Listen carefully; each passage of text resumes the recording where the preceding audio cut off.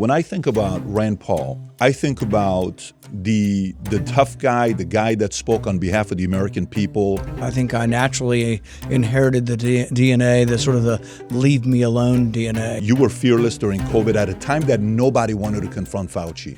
That's why you're ignoring previous infection, because it doesn't involve any of the guidelines. So it assaults our sense of justice and our sense of any kind of right or wrong to say something that's not true. You cannot say anything to him because you have to trust science. God forbid if you do, you became a hero to millions of people around the world. But there isn't necessarily always a governmental answer. The way the world works is if you keep talking about what you believe in, the right people will find you and learn how to use you. Individualism somewhat naturally accrues to certain people. We don't necessarily need a wall. What we need is a wall around the welfare system. And so you have to have rules. What is your opinion on what's happened with Minnesota? Well, we have to cooperate. The local officials have to cooperate with the national officials. Would that not be considered war? How would we react to it? I don't like war. I think war is the last resort. I'll vote to declare war when someone tells me it snatches our president, attacks us. So it is an act of war. The special interests that are more concerned with their personal welfare than the general welfare. 30 seconds. Did you ever think you would make it? I feel I'm so close I could taste sweet victory. I know this life meant for me. Adam, what's your point? The future looks bright. My handshake is better than anything I ever signed, right here. You are a one-of-one? My son's right about I don't think I've ever said this before. Senator Rand Paul, how you doing? Very good. Thanks for having me. Yeah, you know, it's funny. One of my favorite conversations of all time was with your father. Yeah, and I looked at that just to preview to see how tough you were going to be, and I thought you were pretty fair with him, and I thought you had a good conversation. No, it was phenomenal. We were in Houston, and we went to, I don't know what it was, an office. We sat down, we talked. The stuff that he said was absolutely amazing. But how much influence did he have on you? Of course he did. I mean, philosophy, all that stuff. But how big of an influence did he have on your life? You know, people always have this debate on what you become. Is it nature or is it nurture kind of thing? And in my case, probably a little bit of both. I think I naturally inherited the DNA, the sort of the leave me alone DNA. You know, I don't need Big Brother. I can make my own decisions. Individualism is somewhat naturally accrues to certain people, but I think also nurture. I mean, I was around it as a young kid. I can remember laying on the floor of the old shag rugs of 1970s and listening to MD radio in Missoula, Montana, Idaho, all these different radio stations. In those days, there wasn't the internet and podcasts, but there was sort of a network under the undercurrent network of small AM radio. And he'd do these talk radios all over the country, and I would listen to at least half of those, and probably hundreds and hundreds of his speeches. And then I read a lot of the books that had influenced him as well. Yeah, the one thing that was most profound thing he told me, he says, he was going to listen to this economist that's talking about capitalism and then he says, eventually I came back, I'm like, what am I doing? I'm a doctor. What do I do with this information? So he said, I went back to the guy and I said, I'm obsessed. I can't stop consuming this information about economy, all this stuff. He says, what do I do with it? He says, the way the world works is if you keep talking about what you believe in, the right people will find you and learn how to use you. Profound. He says, don't just keep your head down, keep talking about it, right people will find you. It was fascinating. Do you remember when your dad was on Morton Downey Jr.? Do you remember that one clip? I don't even think people remember Morton Downey Jr. Yeah, that one's kind of hard to forget. It's sort of cringy because you don't like to see your dad or one of your family in and some of us don't like that sort of that back and forth, that yelling and stuff. But he gave what he could, and he talked basically about all these people who want to, we don't want to let you smoke marijuana, but he said, you can eat all the donuts you want, right? Yeah. So, I mean, which is killing more people, marijuana or obesity? I think to this day, probably sugar drinks are more dangerous than marijuana.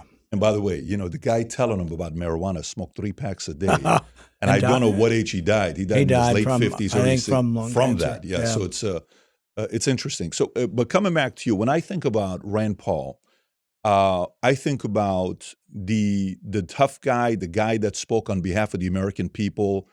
You were fearless during COVID at a time that nobody wanted to confront Fauci.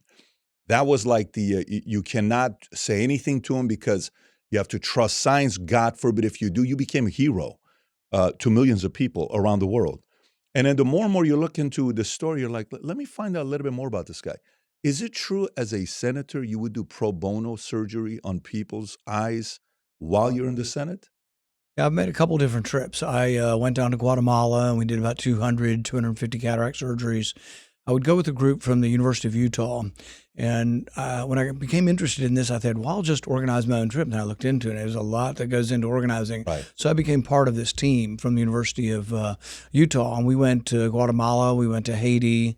Where in Guatemala? What part of Guatemala? It was, went up from Antigua. I'm trying to remember, Salama. Yeah, it was about an hour or two north of the Guatemala city and Antigua city, and it was up in the mountains. And I remember because when you drive these windy mountain roads, which sometimes had precipitous drops, the way they marked places in the road where the road had fallen away was stones. So they put stones around the arc where the road had fallen away, and you were supposed to drive around that. Scary as hell. I remember that. Yeah. Yeah. It is scary. We went to the Tikal. I don't know if you had a chance to go to Tikal there or not. One of the lost cities that have these big pyramids, and the people are amazing. But yeah, it's always noble to see somebody that's doing the work and at the same time still wanting to go out and help people out. So I want to focus on a handful of things that's going on right now with current events. I want to get your thoughts on this. One, with obviously, what we've seen the last 30 days with Minnesota. At first, Nick Shirley's content goes viral. We've all seen it. The 43-minute clip with what's going on there with, insurance and clinics and billions of dollars, millions of dollars, videos, no kids are in there. And then we hear what happens with the first shooting. I believe it's on January 6th, if I'm not mistaken, January 7th with Renee Good. And then you have Alex Pretty that happens. Now that we've kind of seen everything for the most part, we haven't had the hearing yet, we haven't done all of that. What is your impression? What is your opinion on what's happened with Minnesota? I think there are some things that bring all of us together. I think that even if you're a left-wing Democrat in Boston and there's a rapist, a murderer, some guy assaulting somebody with a hammer, bad people that are in the jails that serve their time, they need to be deported. Even in Boston, they're fine with that. But we have to cooperate. The local officials have to cooperate with the national officials. Some of that's happened in a lot of places, but there's been more resistance in Minneapolis than just about any place in the United States. I think it changes, though, when all of a sudden the images aren't just arresting the bad guys. The images are, the shooting of somebody who's filming. And then the explanation from DHS is, well, he assaulted these officers. And, it snowed that week, and so everybody's at home watching these videos. You probably saw it 100 times on TV, and they're like, well, gosh, it looks like he's retreating. He's in the middle of the road filming. He's waving a car by, so he's not even obstructing traffic. They come towards him. He retreats. One of the ICE agents violently pushes a woman down. Now, while that's not something that is that you arrest the ICE agent for, it's something that I wouldn't have anybody working for me who did that. That just is unacceptable behavior. If he was in the local police department and a woman came up and said, I hate the police or whatever, and I'm sure they were saying hateful things, and I'm sure they were instigating, but to violently throw her to the ground, as they do, Petrie turns to help her up, and that's when they grab him from behind. At no point does he assault anybody. So it assaults our sense of justice and our sense of any kind of right or wrong to say something that's not true. He did not assault anyone. Did he use bad language? Did he yell slurs at them? Probably. But he did not assault anybody. And then they say he brandished a weapon. Well, that wasn't true either. And then we have Steve Miller saying, well, he's an assassin. He's a would-be assassin. None of these things are true. And so then people say, well, I had this yesterday. A right-wing interviewer said, well, you're aiding and abetting the left. And I said, well, I believe that ICE has a function, and I believe that ICE has to be respected, but the only way they can be respected is if they act in a just manner. So if you want ICE to continue and ICE to remove some of these bad people from our country, they have to behave, and they can't tell us something that's not true. There has to be a code. There has to be a way that people are treated. And this was a what they call a bad shooting. This was a terrible tragedy. The man never touched his weapon. The gun, apparently, by the video, is pulled out by another one who yells, "Gun, gun, gun," and the officers made a mistake. Does that mean the officers should go to prison? No, but it probably means they shouldn't be policemen anymore. They shouldn't be law enforcement. I mean, it's a mistake. It's a terrible, tragic mistake. And so I don't want to end ICE, but you have to have justice and you have to have a review. And I said, frankly, every local police department, even if it's a good shooting in my town, a man came and shot a policeman 8 times. The person riding along was a Marine looking to become a policeman. He then killed the person with his bare hands. Both, all justified. Bare hands. All justified. Took the police a year and a half to investigate it. But even a good shooting, and everybody thought that was a justified killing, gets investigated. And so the fact that there would be no investigation, we would just say, nothing to see here, this guy's an assassin, it damages ICE worse than anything else that's being done by the left. So I think we have to have an independent investigation at this point. I agree. And, I think we need to do it to see what happened there. Did you follow the story about knowing the weapon that he pulled, that Alex Pretty had, the SIG 320, the 100 cases and allegations where it goes off because it's super sensitive? And then once it went off, the other ICE heard the sound, and then boom, he reacted to it. Yeah, and I thought that's what might have happened. It may still be what had happened, and that would make a lot more sense. Uncommanded discharge is what they call it, with that specific weapon. An accidental discharge. So as the police officer's removing it, you hear a gunshot, and they all fire, think it's coming from the person they're holding down. That would actually be a much easier to understand. It still would be a tragedy, and it still wouldn't be good, but it would be easier to understand. The report from DHS that came out most recently did not mention any other discharge. And you would think the police officers there justifying their action would say, we heard a shot. Right. And they also would be able to look at the gun. I mean, you can tell, I'm not a forensics guy, but you can look at a gun and tell, I think, immediately if it's been fired. And so I don't know. I think that if that happened, that would you would understand why they opened fire. If that didn't happen, I think they're responding to gun, gun, gun, he's got a gun, and thinking that underneath him somehow he has a gun, instead of that there was a gun, behind him in his waistband that actually had already been removed. I don't know. And like I say, there's a big difference. And I think what we don't differentiate in our country is we often think, all bad, all good. This isn't all bad, all good. These are people trying to do their job. They are being insulted, yelled at, spit upon, and it's a tough job. And I wish the people in Minnesota and the government were doing a better job cooperating. This shouldn't be happening. I have 2 policemen that work for me. They say in my small town in Kentucky, if the DEA comes in, the FBI, ATF, they come in and say, we have someone who needs to be arrested in your town. It's like 1 or 2 of them come in. The local sheriff or the police department sends 10 people with them, and most of the work's actually done by the local people in arresting the local person with the, working together. Now, my understanding is Minneapolis hasn't been allowing that. If Minneapolis were allowing that, many of these things wouldn't happen. But it did happen, and the only way you can restore confidence in ICE, some of the people have to go. They've let go of one of the commanders. That's a step forward. They've sent somebody new in, Homan in, to look at the situation. They've promised they're going to be, I think, less confrontational. See, I don't understand why we're having these confrontations in the street, really. And if you're going into someone's house, how sort of anybody is loitering around the streets and having these confrontations. Did you see the other clip of Alex Pretty, what he did in the streets like a week prior to that or 2 weeks prior to that? See, the challenge with what you're saying is, which I agree with, is on one end, he came out, he wanted to kill, he was doing this. On the other hand, he's a nice man. He would never do anything. It's not all Warren. one or the other. Yeah, I want to show you this clip. I want to show you this clip by Elizabeth Warren. So I'm sure you've seen this. She's narrating it while you see him in the background. Caring for people was at the core of who he was. He was incapable of causing harm. Alex carried patience, compassion, and calm as a steady light within him. Even at the very end, that light was there.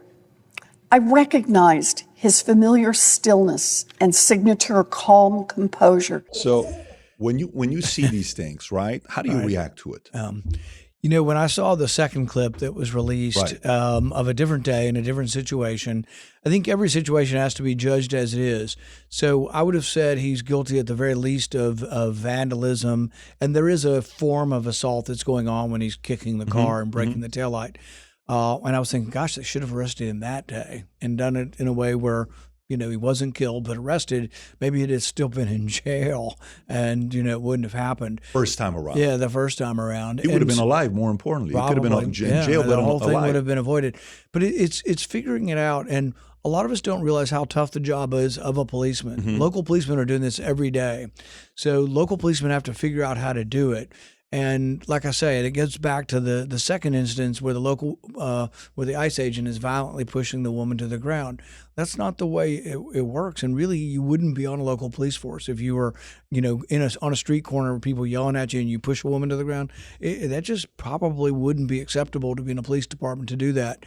But when he kicks a car and breaks a headlight, he's now caused damage. It's vandalism. It may well be a form of assault. At that point, they would have been justified in arresting him. But police have to figure out how to arrest people without killing them. And it's very difficult. I'm not saying it's an easy job, but it shows that he really probably wasn't an angel either, that he was a very angry man. And but nothing justifies what happened on the ladder encounter. And really, I think on the ladder encounter, you have to figure out a way to de-escalate things. And de-escalating things is not, you know, pepper spraying everybody and bombing people with pepper spray, basically. How much of this could have been prevented? And I'm talking about specifically because when you hear the stories, and I'm talking to friends, so some of the guys are like, I cannot believe this, Pat. How can you defend this? What is this about cooperating? They should have never done this. This guy should be with his family right now. He's a good guy. And then you hear the other argument. Why is the state not cooperating? All they have to do is cooperate for this to be prevented. When Obama was deporting the millions of people, how come the news wasn't as bad? Well, maybe because the local cities and states were cooperating with them by giving the report, and they weren't. So to the average person, how would you unpack that message that they're not cooperating with D.C.? Some of that I want to get to the bottom of because I don't think I know, because I'm hearing evidence on both sides. So I hear from the DHS, Minneapolis is sanctuary city, and they're not cooperating. But then I hear from the director of prisons there, that's what I've seen on TV, saying that the one guy, this sex offender that everybody agrees is terrible, is in prison. It's on a public website. They could have called us, and instead they're going around breaking doors down everywhere looking for him, and he's in prison, and he has what's called a detainer. We will turn him over to ICE once he has served his sentence. And so that's what you hear from the Minneapolis people. From the other side, you hear at Sanctuary said they're not doing. There has to be a truth. So like a jury, you know, I present you with both of those, and you say, well, I need more information. So I think my job is to try to bring them in. I'm going to try to bring in not only the people from DHS, from ICE and others to let us know what is the policy, what is an assault, what isn't an assault, what can people do, and how can we try to figure out how not to have any more deadly killings. But I also want to know, is Minneapolis cooperating or aren't they? And so we're going to have to hear from the Minneapolis people, and then we're going to have to hear from the Republicans or the DHS people. Give us examples of how they weren't. But also, if this guy is in prison, how come you didn't know it? Did you call Minneapolis and they told you no? Or are you at such odds that you aren't talking to Minneapolis? I don't know if it's not at odds, because Trump will talk to anybody, right? Even Elizabeth Warren doing what she did in this video, Trump called her to say, hey, what do you think about the 10% interest rate, right, for credit cards? You know, he talked to Tim Walz, to apparently Jacob Fry, and on the call, he says the call was good, but then Fry comes out and, you know, says what he says. So there's politics also being played. And then there's even some people saying that what story disappeared all of a sudden? The Somali daycare center no longer being talked about. So is this a good story that now got that to be gone? And then Tim Walz is now saying he doesn't plan on running for office at all again. He just wants to go be a good citizen and do his thing. I think the fraud's not over. Whether it's misdirection and they're trying to steer us away from that, possibly. But we're going to have a debate this week. We're having it on spending in Congress. And what I'm pointing out is something that Republicans don't want people to know. Their spending package has more refugee welfare in it. And my point is, if you think they're stealing the refugee welfare, you need to not give them any more until something's figured out. You got to figure out a way. So there's $5 billion in the package again for refugee welfare. I'm going to have an amendment that will strike that will remove that completely because, look, I'm not against refugees, but if you or your church want to sponsor a refugee, you do it with your money. That's charity. If you're trying to take all the taxpayer money to do it for 100,000 Somalis, that's not charity. That is maybe a bad public policy decision, frankly, to do it. And so we need to look at all of this, and we need to look at who's coming, who's not coming. We need to have rules on our immigration, basically. That's common sense, though. You see, how is a common sense approach like that not landing with people on both sides? Meaning, when you look at who takes the most, entitlement programs that we have, who gets the most welfare, who stays on it the longest. Back in the days during Obama, remember when unemployment was past 6 months, 12 months, even at one point, people were getting it for 24 months. Oh, because I have a hard time getting a job. I have a hard time getting a job. We moved it to 90 days. Everybody got a job all of a sudden. Yeah, economists have studied this over and over again. If unemployment lasts 28 weeks, almost everybody gets a job either between 27 weeks and 29 weeks. If unemployment is 52 weeks, everybody gets a job 51. About 51 weeks to 53 weeks, funny. Right around there. And here's the other thing, and this is how, if you look at public policy, you see the unintended consequences of things. So they've also done this study. So you and I go in for an interview. You've been out of work for 2 years, and I've been out of work for 2 months. Sure. Who do you think they hire? 2 months. Yeah. Any day. Because if you've been out of work 2 years, they think something's wrong with you. That's right. You've lost work ethic and you're not trying hard enough. Because frankly, what would always happen is, and this is what still happens, people take jobs they don't want to get by until they can get another job they like better. But if you provide them with welfare or unemployment benefits, they don't get that other job. But it also scares off the employer. And so really extending unemployment to a longer period is actually a disservice to the people you're doing it to, because the longer they're out of work, the less likely anyone will ever employ them. That's the part, though. Why allow somebody to be on entitlement program for 10 years? Yeah. Why allow them to get welfare for 10 years? If it's for 3, 6, 12 months, get a job, take care of yourself like everybody else. Some states allow that, some don't. That to me is common sense. You have to have guardrails around everything. One of the things my dad used to say is, we don't necessarily need a wall. What we need is a wall around the welfare system. And so you have to have rules. So able-bodied people shouldn't be on food stamps. So if you are able-bodied and single, if you're a 21-year-old guy, 21-year-old woman, there's no reason to be on food stamps. And in fact, when food stamps started, they were for the single mom with 4 kids, who everybody says, well, she ought to work, but what can she do? She's got 4 kids. And so we acknowledge we'd take care of some people who couldn't take care of themselves so they wouldn't starve. But a 21-year-old boy or girl, frankly, there are jobs everywhere, particularly for men. Because if you can lift stuff and you're physically able, there is a job for you. For sure. I agree. But with that policy also did, if you're talking about the Lyndon Johnson 1964, when they came out with taking care of single mothers with 4 kids, at the time, the focus was to help the single mother with 4 kids. But it also inspired a lot of single women to become single mothers with 4 kids, because they saw the benefit of relying on the government to give them income and without having to work. So not only was it a bad policy, it produced a lot of people that were relying on the government to take care of them. Yeah. There was a book written a while back, and it separated the population into sort of 2 tracks. And they said, well, these people are at the 90 percentile as far as income and everything else. And these people are at the 10 percentile. And they said, what are the differences between these 2 groups? And the difference was primarily education and having children before you're married. And I tell people this all the time because I think it's incredibly important, but I can't make a law. I can't tell you you can't have kids. I can't tell you can't have. Create incentives, though, where you create incentives to possibly. What's the country that said if you're married for Hungary. I don't know how many years and you have your 3rd kid, Hungary is who? Okay, yeah. I'm not opposed to things like, reduction in taxes. I don't think we should give you money because we don't have any money, frankly. We're $2 trillion in the hole. each year. We're 38 trillion in the whole overall. So I'm not for like saying I'll give you $1,000 to not have kids. They were doing the opposite in Hungary. They're giving you $1,000 to have kids. You know, How bad was the childbirth rate? Well, because in Europe, all of Europe's underwater. Right. You know, and U.S. is becoming that. 0.58 is pretty bad in U.S. Yeah. Worse So ever. Yeah. we're becoming that. But I think the bottom line is there are things that need to change in society and problems we have, but there isn't necessarily always a governmental answer. So, for example, having kids before you're married almost inevitably, if your parents are rich, you can do it, but almost inevitably leads to a life of struggling economically and poverty.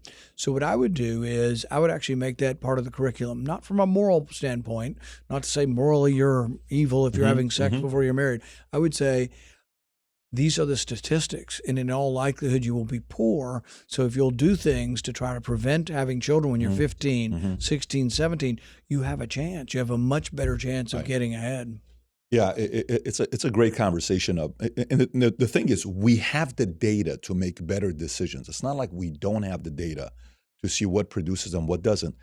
When we set out to create a shoe that blends comfort, function, and luxury, we had the choice to make it fast. We had the choice to make it cheap. We chose neither. Instead, we chose Tuscany, Italy. We chose true Italian craftsmanship, each pair touched by 50 skilled hands. We chose patience, spending 2 years perfecting every detail, and we chose the finest quality at every step. Introducing the Future Looks Bright collection. Not rushed, not disposable, not ordinary. Rather, intentional, luxurious, timeless.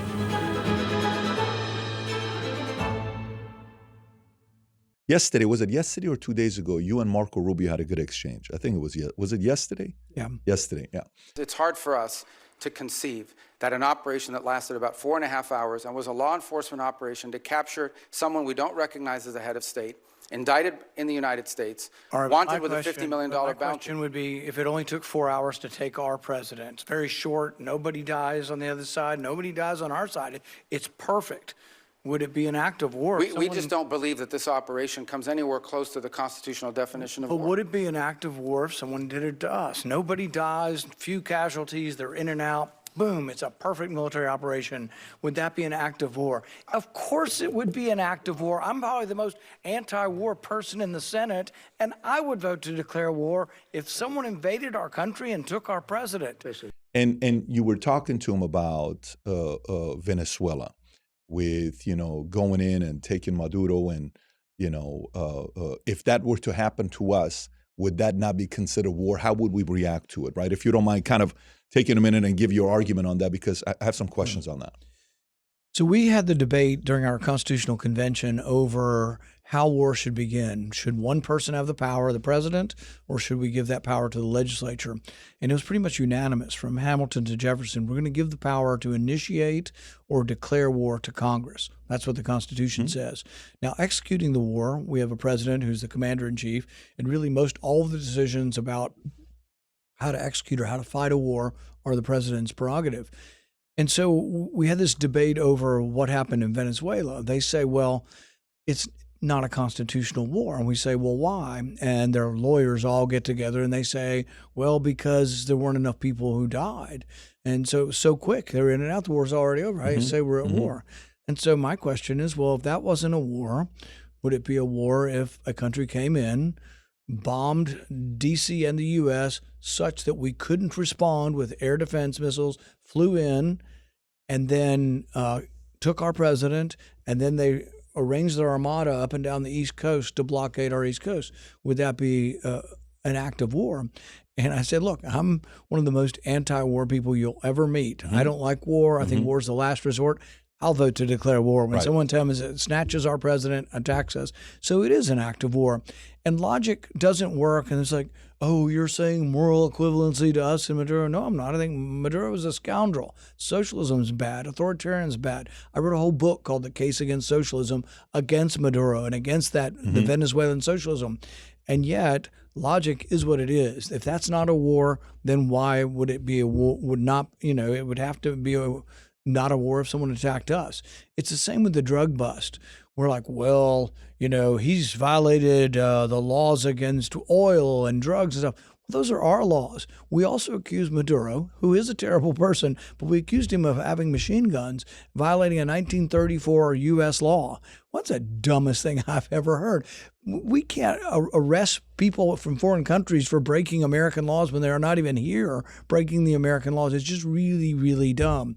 But they're saying it's a drug bust because at first it's not big enough to be a real war, and then really it's not a war, it's a drug bust. So they're trying to convince people they don't have to come to us and ask. But there are threats now putting more troops in. If they don't behave, we've threatened to put more troops in. Do they have to ask for permission then? I think it's always better. It's what the Constitution intended. And we have on very important occasions asked Congress. When we were attacked at Pearl Harbor, when we were attacked at 9/11, Congress was virtually unanimous.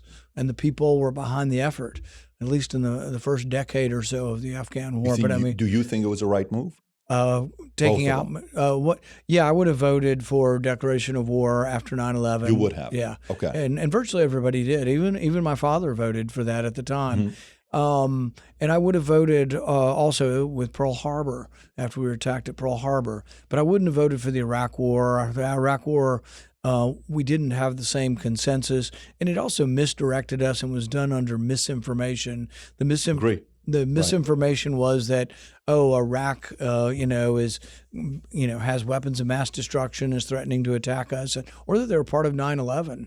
There was actually the intimation by George W. Bush that really they were responsible for 9/11. It just wasn't true. Well, we learned that 20 years later, and $3 trillion, and how many amount of lives that we lost there. But do you think would you, as a non-interventionist yourself? We haven't had a non-interventionist president since Calvin Coolidge, 30s, whatever you want to call it, right? Would you call President Trump the first non-interventionist president since Calvin Coolidge? I would have. One of the things that attracted me to Donald Trump, and really I have been close to him. I know him well. I've known him for over a decade. He helped support my mission trip to Guatemala and to Haiti. He gave money so I could go down there. But he ran on a much different policy. I never really liked the Bush wing of the party. The Bush wing of the party believed that they were going to spread freedom everywhere at the point of a gun. And by golly, we'll make these people like freedom, whether they like it or not. And it just doesn't work. I mean, people can get freedom, and it's even probably true in Venezuela.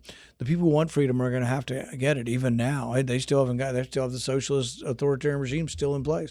They have to get their own freedom. They have to fight for their own freedom ultimately. But I think that the philosophy of Trump was much different. Philosophy was for less first term, or what he campaigned on for 24. Even when he campaigned for this last time, he probably mentioned 30 times on the trail how much he was against regime change. But the people around him have very much had some influence. Lindsey Graham has a disproportionate amount of influence. He's around him a lot, and so does Marco Rubio, and they both are believers in regime change. The Lindsey Graham relationship is tricky. It's kind of it doesn't make sense fully. Rubio does. The Lindsey Graham one is a little bit confusing. But would you consider him? Because remember when he was getting elected the first time around, do you want him to have access to the button because World War III and, it's supposed he's going to start wars with everybody. Boom. Comes in, ISIS, all this stuff, calm, relax, and then the protests start. Then COVID, we have to use it against them. Then Biden comes in. Then you got Russia, Ukraine, October 7th. Then he comes in, lowering the temperature. He said he stopped 8.5 wars. I don't know what he said, 8 or 8.5 wars, the way he says it. Would you put him down as a non-interventionist? No, but I would say that his instincts are more aligned with mine than any other Republican has been in my lifetime, really. So I want to compliment that. I don't want to disparage that. Is he exactly where I am as far as a philosophy of non-intervention? My philosophy really would be we go to war out of defense. When we're being attacked. I don't really believe in offensive war. As much as I want freedom for Venezuela, as much as I want freedom for Iran, I don't really want to get involved with wars over there unless we were attacked. Neither one of them are a threat to our national security or in our national interest. But Trump has been less, I think, more open to the idea, well, the Western Hemisphere is different. These things, this is my the new Donald's Monroe Doctrine, Monroe Doctrine. version What of do the you think Monroe about that? Doctrine. Oh, I don't know. I think that the ideas of non-intervention really apply no matter where you're thinking about in the world. They might apply less so if it's, there's an army along the border of Mexico thinking about invading. I think our border is much more important, but there's nothing about Venezuela. And in fact, many of the things that were argued about Venezuela, frankly, weren't true. I was on a program not too long ago, and the broadcaster said to me, "Oh yeah, but at least we've stopped the fentanyl." And I was like, well, there's no fentanyl ever came. Yeah. And even the cocaine, most of it's going to Europe or to other islands on the way. It's still some of it makes it here, though. Probably some, but even the boats we've been blowing up, these are boats with 4 outboard motors. They probably go about 100 miles, and then they have to refuel. They're 2,000 miles from our coast. Most of these boats aren't coming to America, and we always have stopped them in the past. We have always interdicted, and we still actually do interdict boats, even all the way down off Venezuela. But when we stop them, about 1 in 4 don't have any drugs on them. We've stopped a boat that we were suspicious of, So but you're didn't have any saying drugs. it was more of a, leading, because they were building into it. I think Delta Force started working on this in August. So they've known for 4 months that they're going to attack to get Maduro. So you're saying this is all optics? Yeah, it's a ruse in a way. The whole idea that he's being, it's a drug bust. That way it's not a war, so we don't have to tell Congress. So drug bust we can do anytime we want, anywhere we want. We're justified. What do you think thought about that strategy? Well, it's an elaborate strategy. I mean, they spent months blowing up these boats, not because they really thought they were going to do anything. Who do you think came up with that idea? Who do I think came up with it? I'm not positive exactly who came up with If it. you were to speculate, would it be a Rubio? Would it be a Lindsay? I don't know. I don't know specifically who came up with the boat strategy. I guess what I can tell you is that I'm disappointed that almost nobody else in my caucus pointed out the fact or is concerned with, are these people armed in the boats? If this is a war, typically you shoot people who are armed. Occasionally people who aren't armed get killed. But usually when you're trying to kill people who are armed, they say, oh, they're attacking us. It's the war on drugs. Their weapon is the drugs. And I say, well, not unless they're going to hit you on the head with a package of cocaine. I mean, selling drugs isn't a war. It's a terrible thing. People ought to be, told how, the scourge of what happens being addicted. But you're not being attacked with these drugs. You're making a foolish decision to buy their drugs and to use them. But think about this boat. Think about the boat. It gets to Miami, if it ever could get to Miami. It offloads it into a U-Haul truck. Now they're going up I-95. Do we take out a grenade launcher and blow up the truck? Well, nobody would be for that. Well, why would we be for that on the open seas? We have always had rules on the open seas that actually mirror ours. Not exactly the same, but the rules of the Coast Guard engagement are bullhorn, halt. We are going to board you to search you. We suspect you of having drugs. If they stop, they're boarded and it proceeds. If they don't stop, they can try to disable the boat with shots. And that's what they usually do. Then they either stop or it escalates. If they shoot back at you, then you can kill them. And that escalation of force is what we've always had. And mainly because if you're out there fishing and it looks like you're in a similar boat, but you are fishing, then you say, well, come aboard. There's no drugs. You don't get killed. Here, we're not taking any of those steps. And the Coast Guard statistics say about 1 in 4 times they're wrong. But I think the callousness on the part really of a lot of my colleagues on my side is like, oh, we don't care. They're drug dealers. Well, it's an allegation. That's why we don't blow up a truck. When we do, let's say we go into someone's house in D.C., we have a warrant, we do all the appropriate things. Sometimes a number gets transposed and we're at the wrong house. That's why we don't take a grenade launcher and just blow up the drug house. We actually, and it's hard work, but the policeman actually has to knock on the door and go into the house because sometimes we get the wrong house. And we've had tragedies in our country getting the wrong house. But you can't just blow people up and say that is in any way just or justice. Yeah, the community that's the happiest is Venezuelans. Venezuelans celebrating that he's no longer there. Even some of the TV folks who cannot stand the president coming out and saying, "Look, you guys know I don't like him. You guys know I don't like what he stands for, but this is a celebration for our community, et cetera, et cetera." To me, I get the Monroe doctrine to take care of the Western Hemisphere and make sure we're safe. But maybe let me ask the one question that's separate. Why do you think, because I think the reason why I think you're a very necessary voice is if everybody agreed, even from the conservative side, and within the conservative side, there aren't debates, then we have certain blind spots. And you're always the guy that kind of comes in and says, what's he saying? Oh, okay, good point. What's he saying? Oh, okay, we should consider that. Why do you think non-interventionist presidents don't get elected? Why do you think presidents that get elected are typically the ones that are interventionists if somebody crosses the line with us? I think that's a really good question, because I think people, and this is a generalization about the public, but I think they want things to be done. They want somebody to do something. So in some ways, Trump does something. He's been aggressive. So was President Obama, frankly, in using the executive order. He's impatient now that Congress won't do things. They want to get rid of the filibuster. They want to make it easier to do. And I guess from the non-interventionist point, what you're advocating for is sort of peace and prosperity, and people like that. But they also want a doer, and they're convinced that someone is evil. We must do something about this. It's the same with the economy.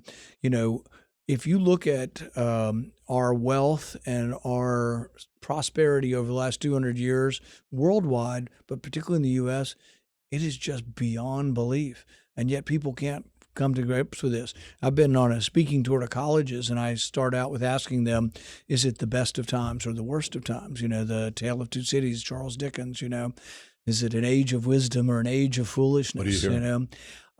Mixed, but mostly Democrats are very, very pessimistic. If they're Democrats, if they're Republicans, they're mixed. But really, nobody is as joyful or elated as they should be. The statistics, there's a group called humanprogress.org out of Cato, and they look at this kind of stuff. In 1820, at the beginning of the Industrial Revolution, 98% of people lived in abject poverty. This is defined as less than $2 a day. And they do this in constant dollars, and they measure it. So when I was married in 1990, it had gone from 98% in absolute poverty to 33%. Just an amazing thing. But from when I was married in 1990 to today, it's less than 10%. Wow. Less than 10% of the world lives on $2 a day. The miracle of the Industrial Revolution, the miracle of technology is just beyond belief. How many hours it takes you to buy a refrigerator? The average workman worked 160 hours to buy a refrigerator in the 1950s when it was supposedly so good. They work 10 hours or something to buy a refrigerator or less now. Electricity, originally the candlestick makers hated Edison, and they worried so much, and all the candlestick makers went out of business, and they did all go out of business. But it used to cost, I think it was 1,000 working hours to have enough electricity to read at night for a year. Now it's 10 seconds of the average man's working to have a light bulb for a whole year. This gives me the vibes of future looks bright. This gives me optimism. Yeah, This there's excitement. incredible optimism, but there's whole books written on this. Steven Pinker's written a book on this, Marion Tupy, that people just can't handle good news. They want to hear bad news because, and some people say we were evolved that way. So let's say our village is doing very well, but one day out of the year the lion comes. We talk about the lion every day after that. Lion eats one of our kids, eats one of our wives. And so we're very fearful of the bad news, but we're not really willing to incorporate the good news so much. It's interesting. On going back to the question, why don't non-interventionists become presidents, right? Pat Buchanan was one of the favorites. A lot of people talk about William Jennings. I think William Jennings Bryan back in the days, he campaigned, Christian guy, good guy. I think he was a Democrat, but he campaigned on running for office. He ran 3 times, failed. In my company, this week, something happened. And it's funny because even in my insurance company now, we would have somebody that would do a compliance thing, or somebody would do something to us. And we'd sit there and we say, how do we react to this? Do we sue? Do we not sue? And to me, the non-interventionist executive will always say what? Why would we sue? It's just noise. No need to do it. Then the other guy's going to be like, if the market believes they can keep doing this to us, we have to sue.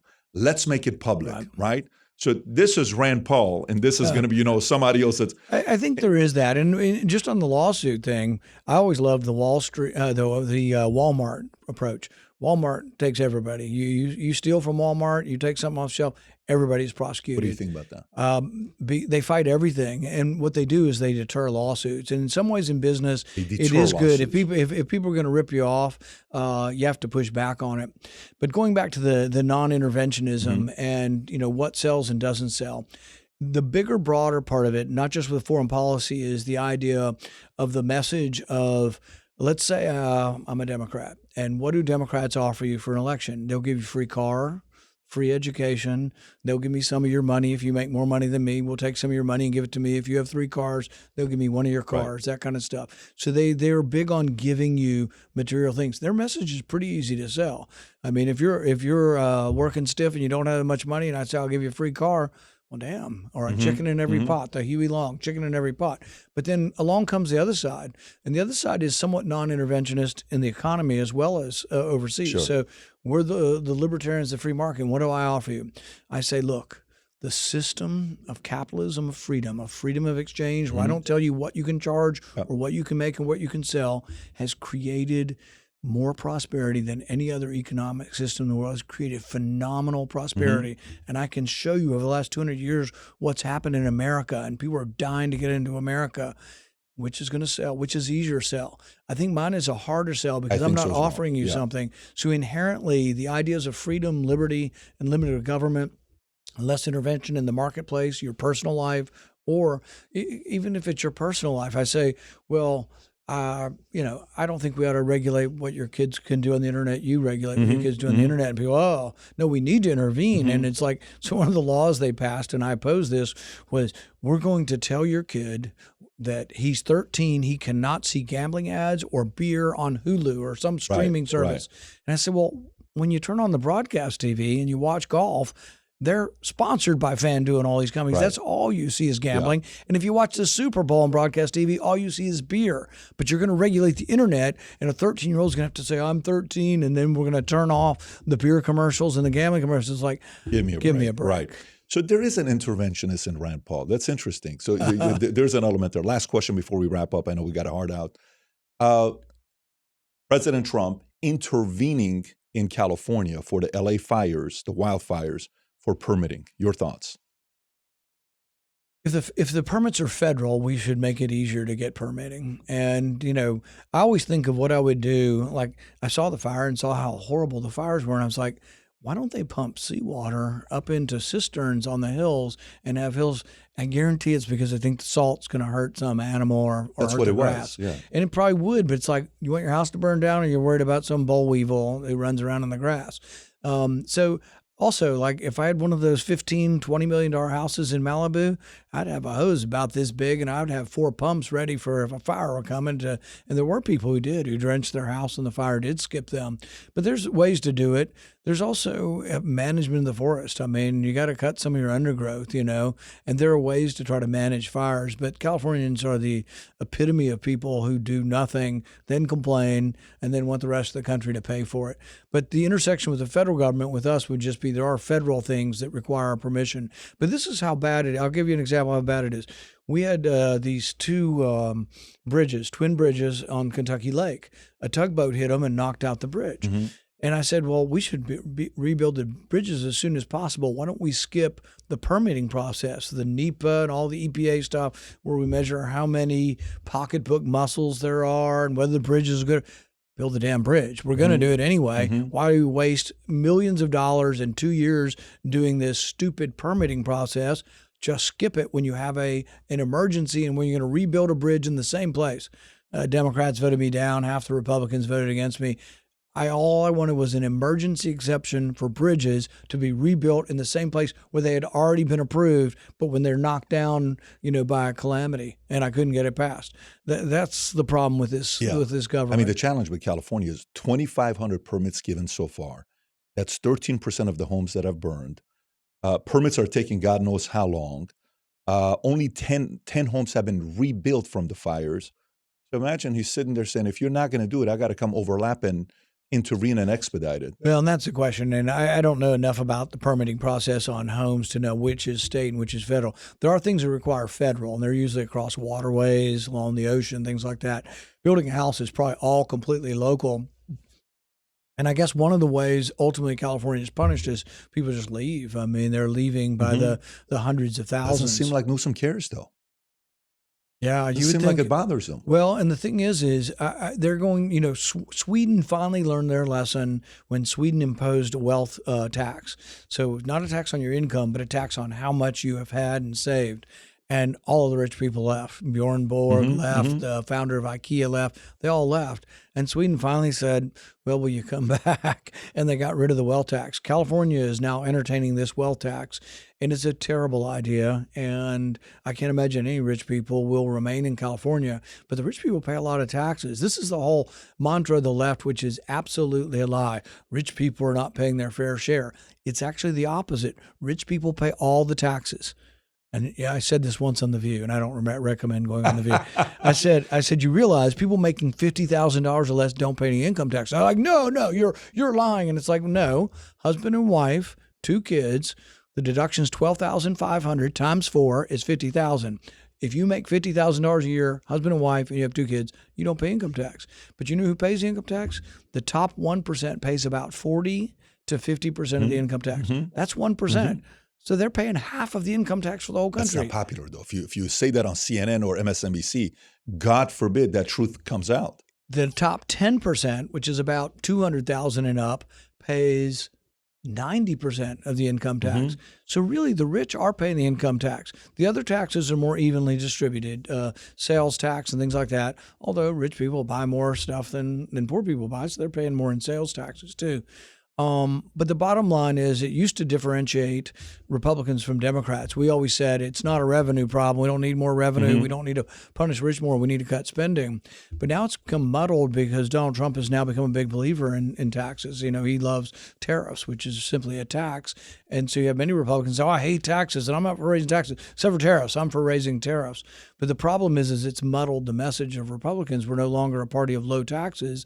We're a party that is now bragging about, oh, we're going to use the tariff revenue here. We're going to give rebates It's a tool, here. though. It's a weapon for the president to use, though, right? Because if the enemy uses it against us, I want him to have it. My concern is if Supreme Court takes that away from him, that power away from him, which he keeps bringing it up, which means they may do it. They may say no, and then we lose the revenue that we're getting. Well, it's not a matter of taking it away from them. The Constitution is pretty explicit. Taxes originate in the House, have to go to the Senate. It specifically even mentions duties and levies.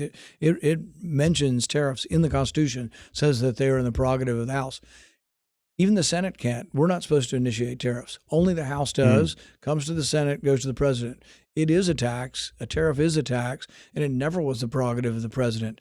Now, some legislation has tried to give him that power, but what he's using is something called IEPA, which is an emergency legislation, and it doesn't mention anything about tariffs. You think Supreme Court's going to rule against them?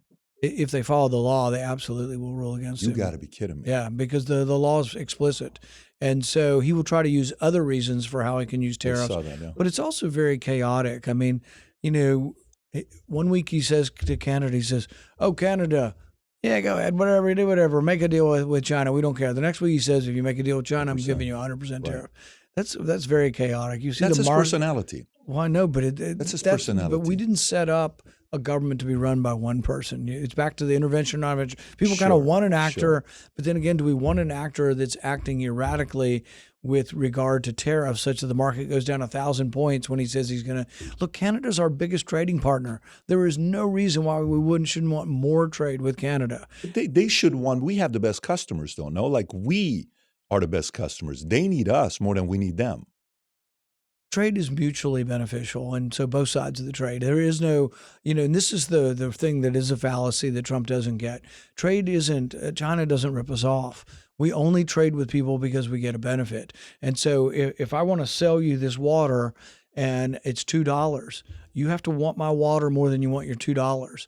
And I want your $2 more than the water. We actually both have to mutually benefit, or it doesn't. But somebody is more important.